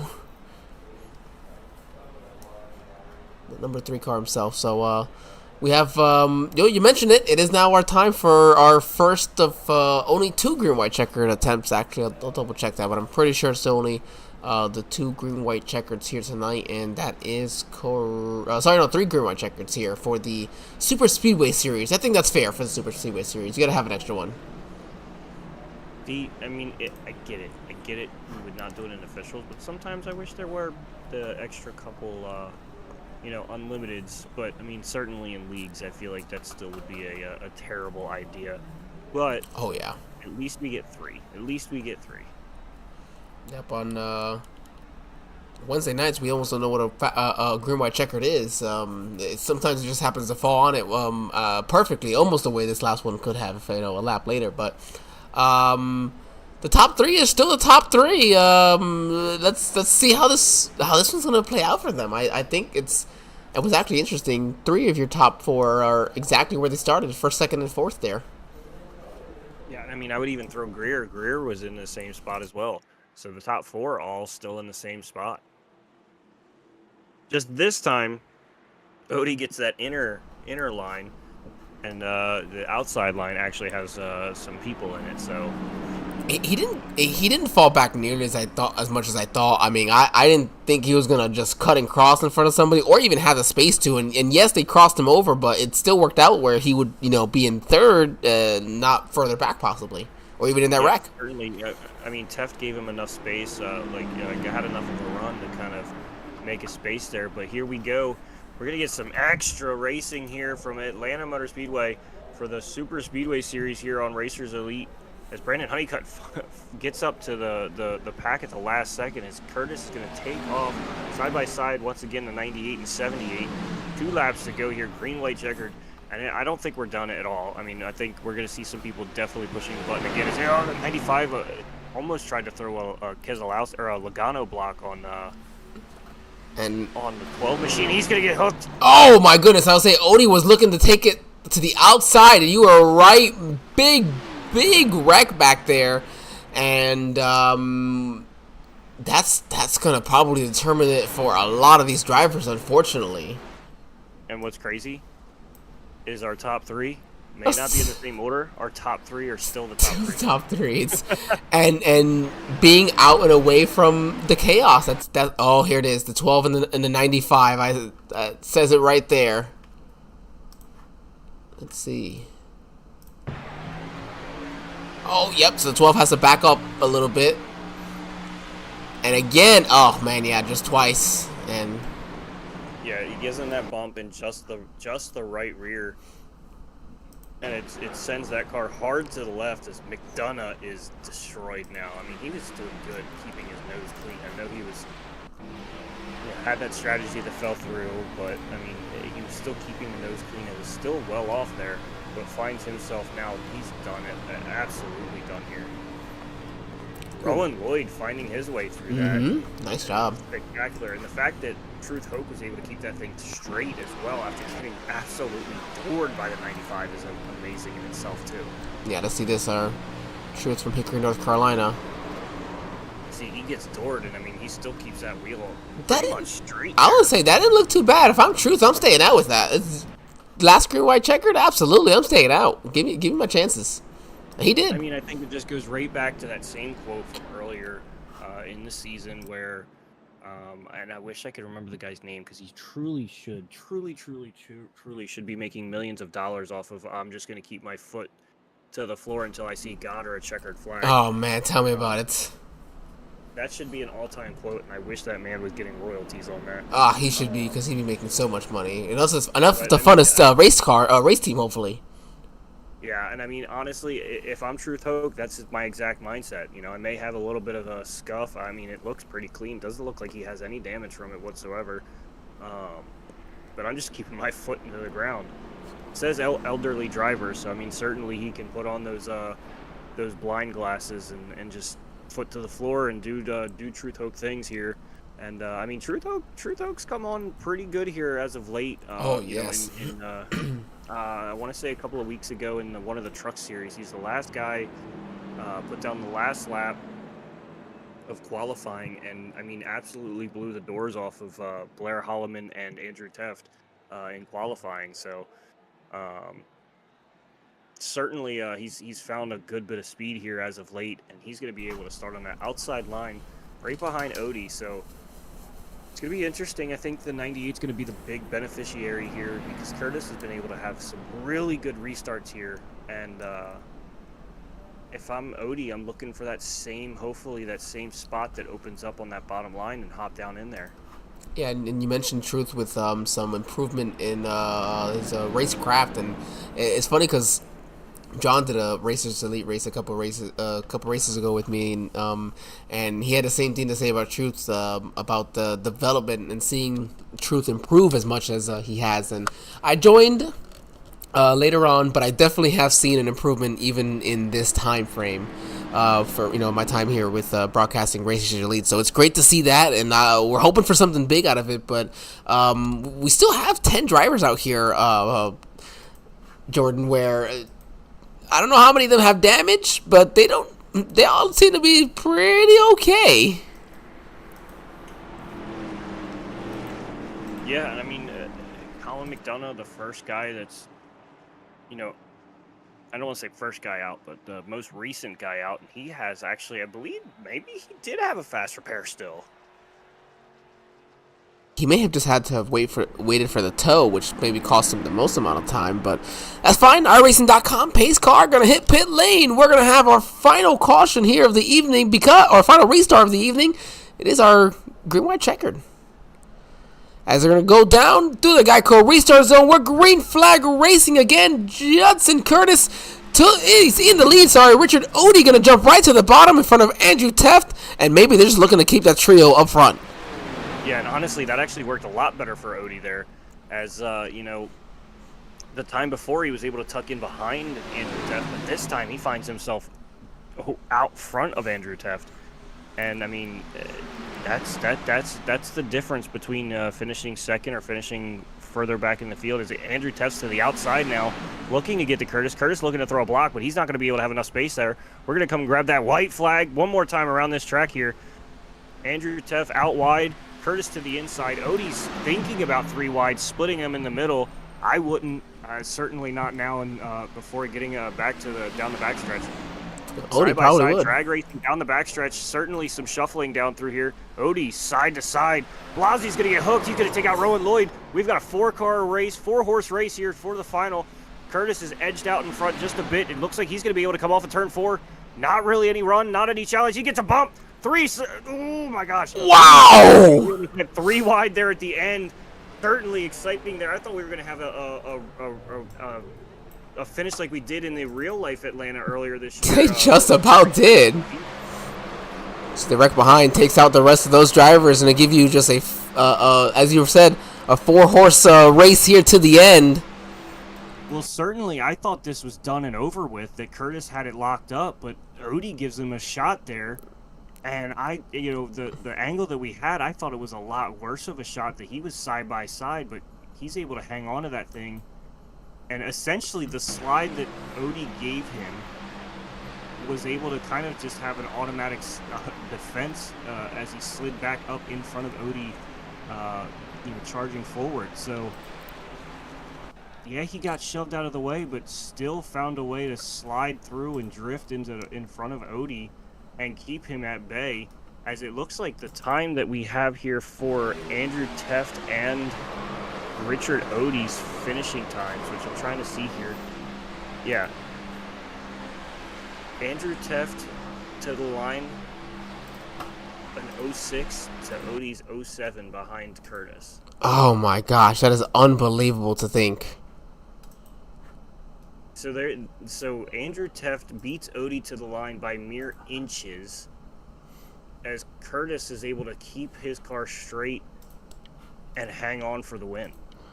Well, let's go ahead and find our pole sitter here. And Jordan, how about you take us away with our pole sitter and our race winner? Judson Curtis, it's Jordan and Angel up in the booth. You got a copy? Yes, sir. What's going on, y'all? Dude, that was a phenomenal finish, and I mean, you guys always put on phenomenal finishes, but that one there, that one certainly had my blood pumping, and you guys coming to the line, I feel like my brain shut off, and I just started just rambling, trying to get the words off of what was happening. But you get that shot from the 78 of Odie right behind you, and in that moment, I mean, what are you thinking? I mean, do you have that thought that you're like, I'm chill, I got this, I can hang on to this, or were you just thinking, please let me hang on to this?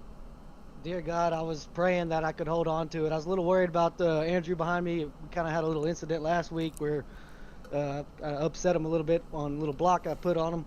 But I was a little concerned about people behind me. But yeah, I mean, the racing was fantastic, man. I couldn't ask for a better race than that. Yeah, no, I mean, that was an absolutely amazing finish. And again, I was up here saying that I feel like the shot that Odie gave you kind of also gave you the slide to just kind of slide up in front of him. So like it was almost like you had like some kind of like how helicopters have the flares from the missile. He shot the missile, you shot the flares, and still slid up in front of him and kept going. It was a perfect timed bump, I tell you that. Well, definitely. I mean, the one angle that we had, I thought it was a lot closer, but once we watched the replay, I mean, that was. I don't know if it was phenomenal driving or if it was a little bit of skill, or a little bit of luck. I know for me it would be 110% luck, but either way, you come away with the win here, and I mean that for one has got to feel good. It does, man. It does. Racing with these guys, it's always good. They're good drivers, so anytime you can crack the top 5, we'll take it. We'll drink some beer to it. Amen to that, man. Certainly had that foot to the floor, never lifting mindset. And,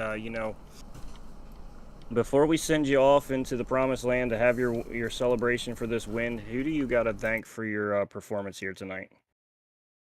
Man, honestly, I just want to shout out to my grandfather. He's battling some health issues right now in the hospital, and this one's for him, dude. Let's do it. Yeah, we here at Sim Racing Media also want to send out our wishes and prayers and whatever we may be able to, just to kind of get that good vibe out in the air. Want to congratulate you on the first, and maybe we'll be talking to you on the next one, brother. Yes, sir. I appreciate it. Thank you. You also got some love, Judson, in the YouTube chat here from Cav Racing here.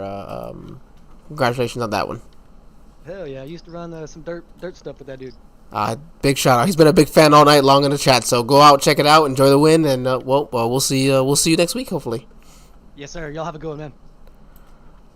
All right, Juan. I just always make sure that those drivers know when they're being shout out in our YouTube chat. So go ahead and bring in Andrew Teft here.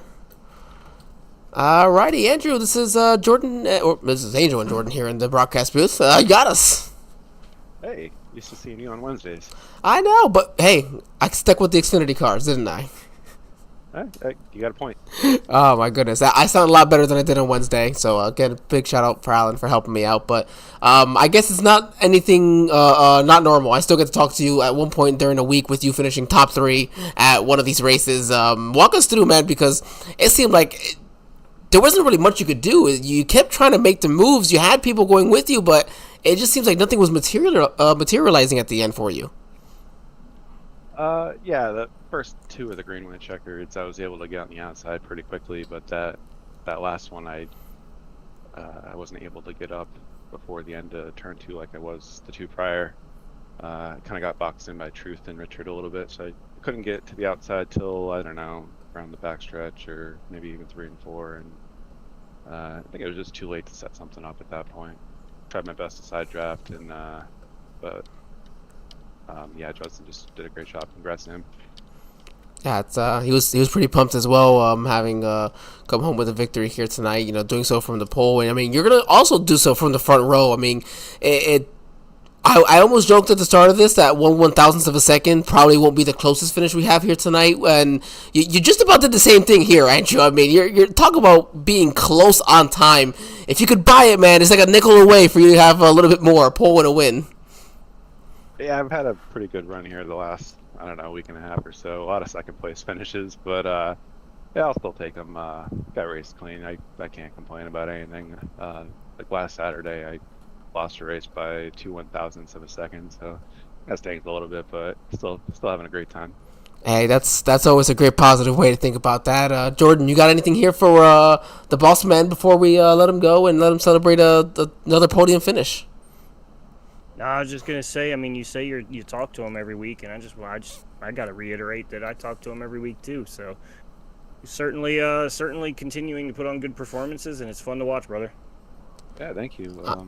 Shout out your people, Andrew, and we'll let you go. Enjoy the rest of your Saturday evening. Yeah, you guys over at SRM always put on a great show, first of all, and I want to thank our servicemen and women, my family, for letting me invest the time, and everybody that tunes in to watch and shows up to race. You can head on over to racerselite.com if you want any more information on the league and get in touch with me on Discord. You can find an invite on the website. Yeah, had a great time. Kind of strategy kind of flipped a few times, and congrats again to Judson. Yeah, we do love some good strategy calls, things to throw things a little bit into the win. Still going to have top 2 finishing exactly where they started. So, Andrew, thank you again, and I'll see you on Wednesday. Have a good night. All right, we're going to go ahead now and bring in our 3rd place finisher here. Richard Odie, it's Jordan and Angel up in the booth. Got a copy? Yeah, I got you guys. So coming to the checkered flag there, you gave Judson a little bit of a shot. It may have not been intentional, but you know, when you gave him the shot and saw him headed towards the left, I mean, you got to be thinking you're right there to possibly take this one. Yeah, I saw him get out of shape, and then I also saw him coming up the track, and I kind of lifted there because if I not, I think I hook him and probably wreck all 3 of us. I probably still, looking at where we were, I don't think it was going to make a difference for the results, but hard to say. Truth might have even won at that point because I don't know. I felt like if I would have gotten to his outside instead of accidentally getting in the back of him, I actually felt like I could have maybe split the middle between him and Andrew, and had a 3 wide finish going there. And yeah, I've watched it a few times to see what I could have done differently. I think probably just shouldn't have gotten in the back of him. Yeah, certainly. And I mean, in the moment, it's one of those things that you know you kind of try to judge the gap, and I mean, me for one, I can't judge any kind of gap. I'm always gonna end up either wrecking myself or slamming on the brakes, turning myself so that I don't wreck somebody else. But I mean, honestly, there at the end, I don't think there's much more you could have done. I mean, yeah, you could have split the gap, but I mean, who knows if that gap would have still been there when you shot for it. Ultimately, I thought it was going to be between you and Andrew there at the end, separated by 0.06 or 0.01 for you two at the finish, and both of you are 0.06 away from the from Judson there. So certainly you guys are trying to put on your best impression of Atlanta here from when the Cup Series was here at the beginning of the year. But certainly exciting. And before we send you off, man, is there anyone you've got to shout out, thank for this race tonight? We had the Martin Truex Jr. Foundation, Sherry Strong Foundation, brand new colors this week. So it was fun to give it a nice Xfinity ride. Yeah, looking good there, buddy. That's your Tuesday night ride, right?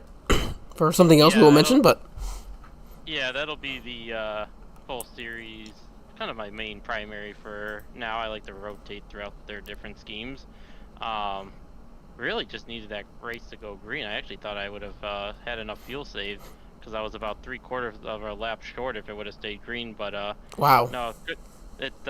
Nice paint scheme this week, and I don't know. Well, it was a good points day. I definitely needed that. So it was only like 3 points above the cut line coming in. So definitely a good points day, and we'll take this paint scheme on the wherever we go next week, and hopefully get some more points.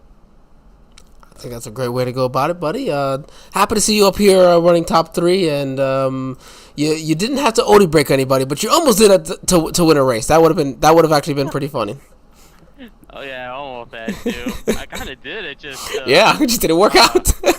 I hit him once, and I if I wasn't lifting, I probably actually would have hit him again because he was already still kind of sideways coming up the track, and I was like, oh man, if I hit him again, he's gonna definitely lose the second time. So I was like, I'll give him just a little bit of space, which I think cost me second right there, lifting a little bit more than I wanted to.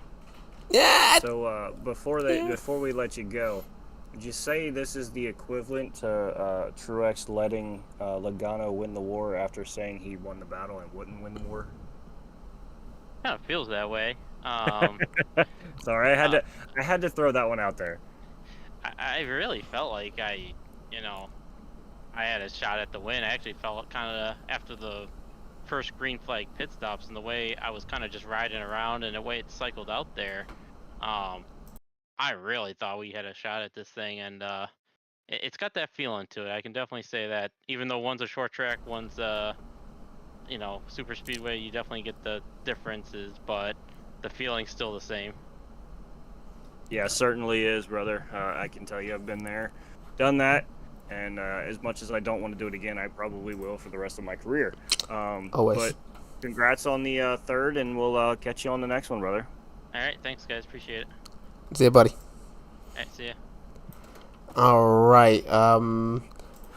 I'll go ahead and bring up our finishing order here. Just speaking with our third place finisher there, and Richard Odie.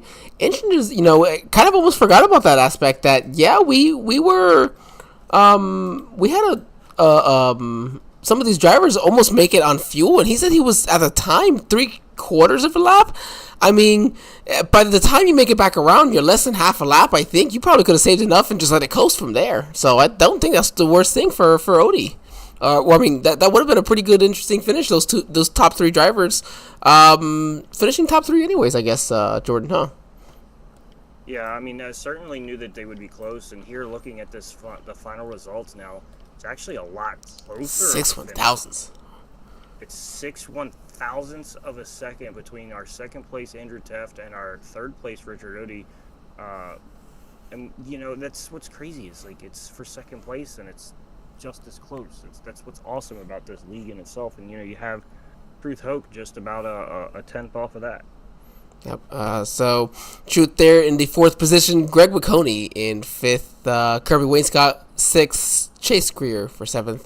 In 8th place can be Chris Blasey, 9th, Rowan Lloyd, and then in rounding out your top 10 there is Dennis Kane, Colin McDonough in 11th, 12th for Brandon Honeycutt. Our very own Troy Thomas, man, unfortunate for him, had probably one of the hardest hits here tonight. They're going to be there in the 13th position. 14th goes to John Brancaccio. Again, hopefully I didn't butcher that too bad, John. Just let me know if I did.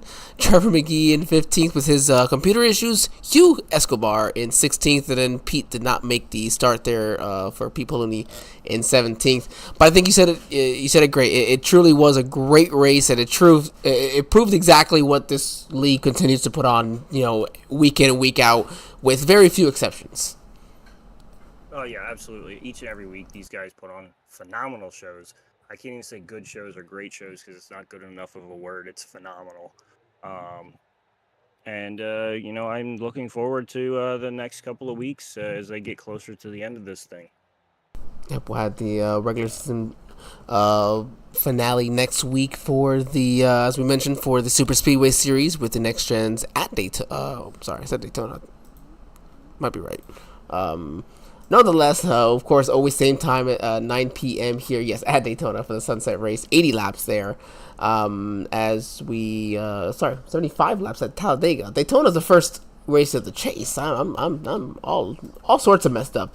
I'm also thinking Daytona for the Wednesday night Xfinity Series over in December. That one's going to be another exciting one. But again, thank you everyone for joining us here tonight. Jordan, it was a pleasure to work with you after seeing you just a few days back over in Miami. I'm excited to move forward, and I'll see you on the next race we get to broadcast together. Yeah, looking forward to it. It's always a great time working with you, and again, it's even better now that I can put a face to the name. Exactly. You may not like it, but you had to see it. So. Oh, no, I love it.